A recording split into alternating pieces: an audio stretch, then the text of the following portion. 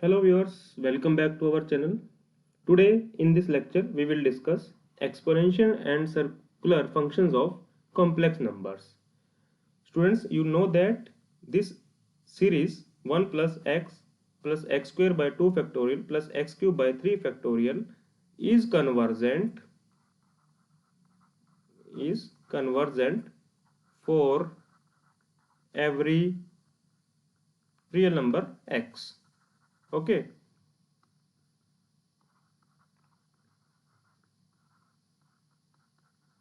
And you know that this series is an Maclaurin expansion of this function called exponential function. Similarly, this series is also convergent for every real number x. So again, this series is also convergent for every real number x. And this is Maclaurin expansion of the trigonometry function sin x. By the same argument, this series is also convergent for every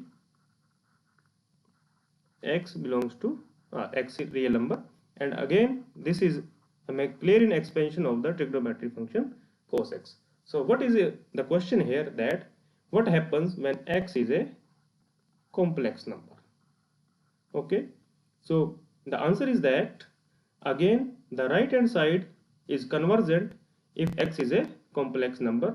So right hand side of all these series is convergent. So all series on right hand sides are still convergent if x is a complex number. But what is the difference here? Now ex, sin x and cos x are merely the representation of these convergent series. Okay, so what is the basic difference? For every real number x, ex has Maclaurin expansion, sin x has Maclaurin expansion, cos x has Maclaurin expansion. But if x as a complex number, then the right hand side is again a series and it is still convergent. But now in case of complex number, we just represent this series by ex, sin x and cos x. It means ex, sin x, cos x are just merely the representation of these series, but still these series are convergent. So let's write it. All series on the right hand side are convergent if x is complex number, but ex, sin x and cos x are just representations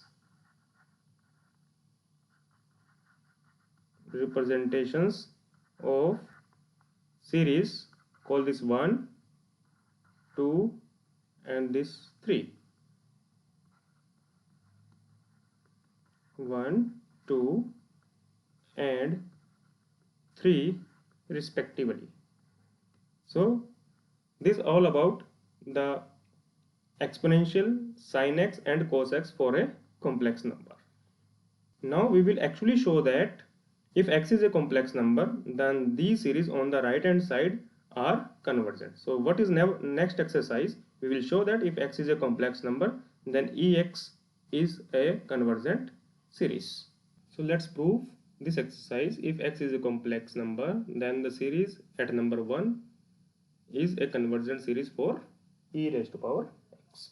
Okay, so in our case it is given that x is a complex number. So let's represent x by a plus iota b, and you know that for every complex number you can substitute the real part as r cos theta and the imaginary part as r sin theta. So this complex numbers turns out to be r cos theta plus iota sin theta. Okay, now write the series on the right hand side.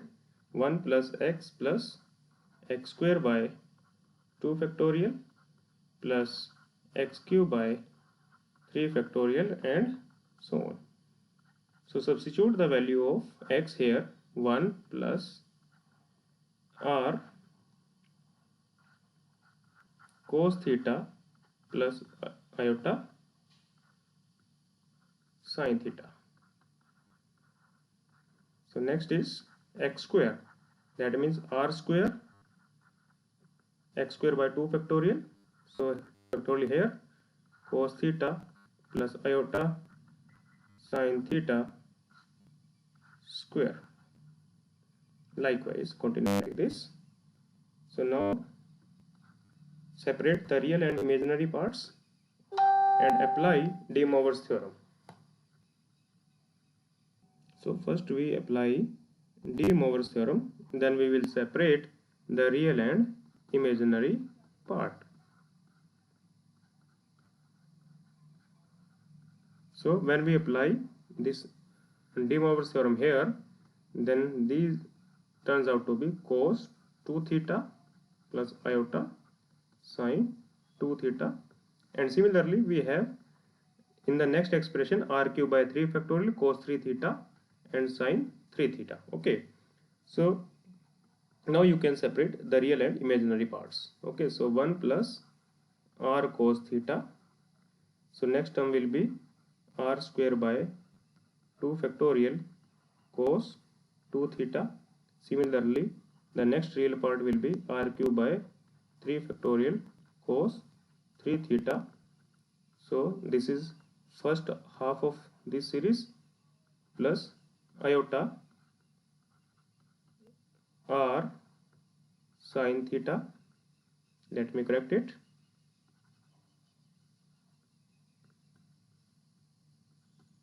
R sin theta plus r cube by 3 factorial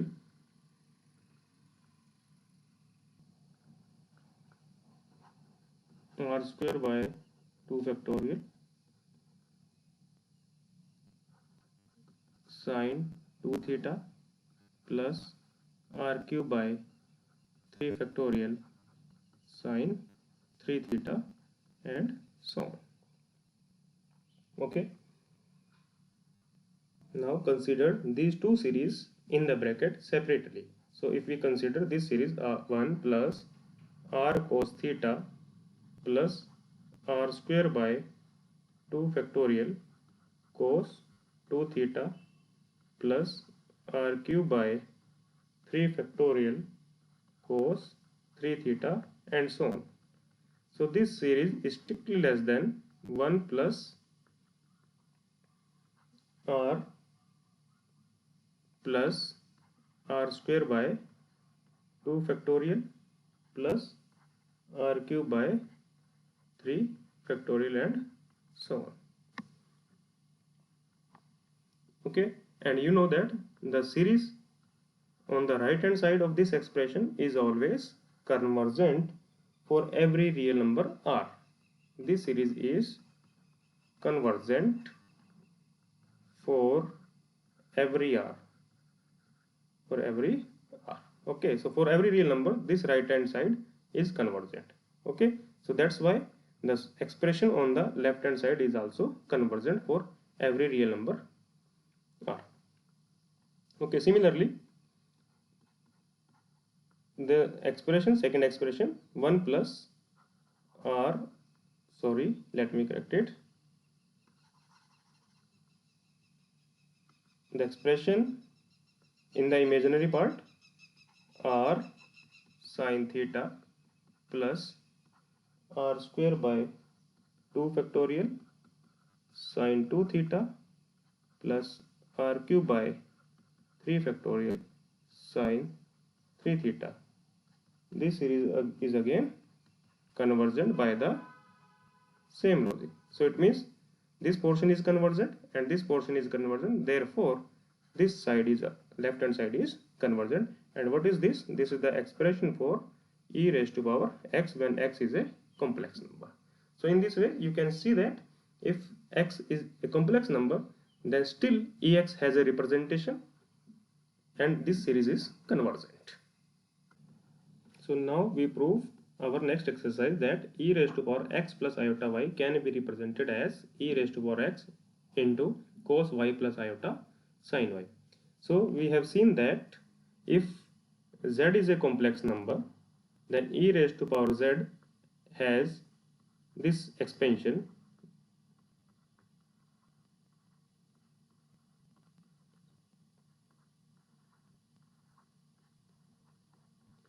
and so on. So in our case, z is x plus iota y.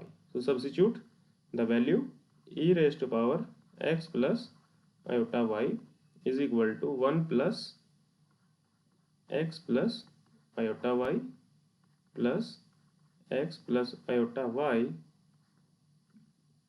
square by 2 factorial plus x plus iota y cube by 3 factorial and so on. And this result hold for every complex number z, and therefore this result hold for every x and y. Okay, so in particular, if x is 0, it means the number is purely imaginary, then e raised to power iota y is nothing but 1 plus, substitute x as 0, iota y plus iota y square, that means iota square y square, okay? 2 factorial, again iota cube y cube by 3 factorial and so on. Okay, now separate these powers according to the sign. So let me simple this expression, 1 plus iota y. Iota square is minus, so minus y square by 2 factorial. Next is iota cube. Iota cube is minus iota y cube by 3 factorial. And next is iota 4 is 1, so y4 by 4 factorial and so on. Now separate the terms with iota and without iota. Okay, so what we have, 1 plus, sorry, let me correct this, 1 minus y square by 2 factorial plus y4 by 4 factorial and so on. And similarly, the terms with iota are y minus y by 3 factorial plus y5 by 5 factorial and so on. So now the expression in the bracket is a series for cos y, and similarly expression in the second bracket is a series for sin y. So therefore what we have shown that e raised to power iota y is cos y plus iota sin y. Now what we have to calculate, x plus iota y. So you can write this as e raised to power x into e raised to power iota y. Okay, so substitute the expression for e raised to power iota y, that is cos y plus iota y. So this we have to prove. So let's move to our next exercise, and this is the last exercise for today's lecture. But we have to show that e raised to power z is a periodic function of period 2 pi. So what does it mean? We have to show that if we replace z by z plus 2 pi iota, then you will get the same value Ez. Okay, so this we have to show. Okay, so let's use our previous results. Okay, so let z is equal to x plus iota y, as z is a complex number. Okay, then e raised to power z is just e raised to power x cos y plus iota sin y. Okay, now if we substitute or replace z by z plus 2 pi iota, so we will see that what happens when we replace z to z plus 2 pi iota. So this will be z plus 2 pi iota is equal to e raised to power z, and you can write this as e raised to power iota 2 pi. Okay, so e raised to power z, and you know that e raised to power, this expression is e raised to power iota y. Okay, so you can replace this as e raised to power iota, this is y here, y is 2 pi, so cos 2 pi plus iota sin 2 pi, and you know that cos 2 pi is 1 and sin 2 pi is 0, so what you are left with e raised to power z. In now this result can be viewed more generally, that if we replace z to z plus a multiple of 2 pi iota, again we get the same result. It means you can say that this is e raised to power z and e raised to power iota 2n pi, again using the same argument, e raised to power z cos 2n pi plus iota sin 2n pi, and cos 2n pi is 1 and sin 2n pi is 0, so you get the same result. In fact, we can replace this result by that e raised to power z is a periodic function of multiples of 2 pi iota. Okay, so you can generalize this result as this way. So students, that's all from today's site. Hope you have enjoyed the lecture. Please stay tuned for upcoming lecture. In the next lecture, we will discuss some numerical questions and exercises based on this theoretical result. Thank you.